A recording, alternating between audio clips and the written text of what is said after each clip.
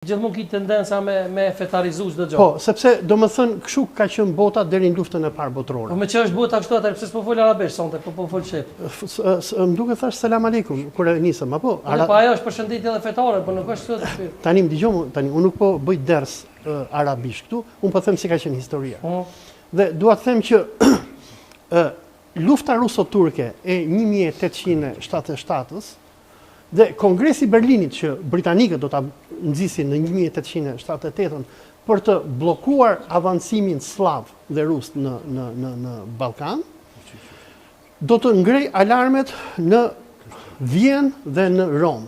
Pra, Italia me Austro-Hungarinë i bashkohen pak a shumë një projekti që edhe vetë osmanët me Sultan Abdulhamidin do ta nxisin, i cili synonte që të nxiste një identitet shqiptarist në këto 4 vilajetet që historiografia jonë i quan vilajete shqiptare, por që nuk ishin shqiptare, pra vilajeti i Janinës, vilajeti i Manastirit, vilajeti i Kosovës dhe vilajeti i Shkodrës, ku kjo popullata shqipfolse, muslimane, përbënte një shumicë të konsiderueshme.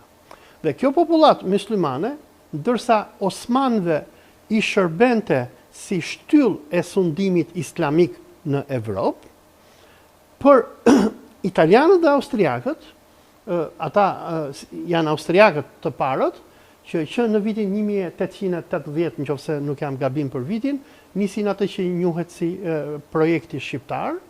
Pra të dalmi shkurtimisht që mos bëhemi shumë kullsi. Pra, shkurt, Shqipnin e krijuan fuqitë imperialiste të Evropës, britanikët e dhanë vulën dhe ishte presioni austro-italian, ku italianët nuk donin që grekët të merrnin Vlorën dhe të kontrollonin Otranton, ndërsa austriakët nuk donin që Serbia të bënte atë që kryeministër Abdullah Hoti firmosi në vitin 2019, nëse nuk jam gabim, që atë projektin e normalizimit me administratën e Trumpit, që do nxirrte serbët në Shëngjin.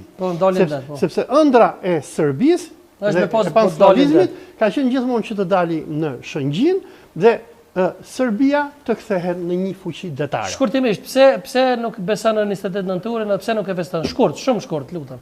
Sepse e para 28 nëntori është një mit. Shqipëria nuk u krijua në 28 nëntor 1912, sigur thot mitografia shqiptare, dhe prandaj unë jam historian që jam i famshëm apo i keq famshëm, nga që unë i them gjërat sikur janë.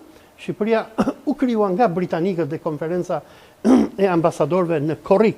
Po, për u shpall pavarësia në 1912. Në 1912 ajo ishte një estrad, një cirkus që austriakët bën me agentin e tyre, Ismail Qemali, dhe deklarata që bëri Ismail Qemali, që ne mitizojmë... Pra të je kontra shpallës pavarësisë Shqipërisë? Jo, nuk jam, unë jam historian, unë tregoj faktet sikur janë. Unë jam sikur thot... Po më të pas vetë ty, ka desh më bëu pavarësia e Shqipërisë, apo me sipas tekeve dhe çeve tua, kishte pas dëshiti me shpall pavarësia e Shqipërisë, apo me ne të ëndër në sundimin osman? Unë do të përgjigjem sikur është përgjigjur Ismail Qemali. Kur Esat Pash Toptani në këtë kohë mbronte Shkodrën me Hasan Riza Pashën, Ismail Qemali u shpall tradhtar nga shtatmadhëria, nga armata shqiptaro-turke që mbronte Shkodrën, dhe u shpall qafir dhe u dënua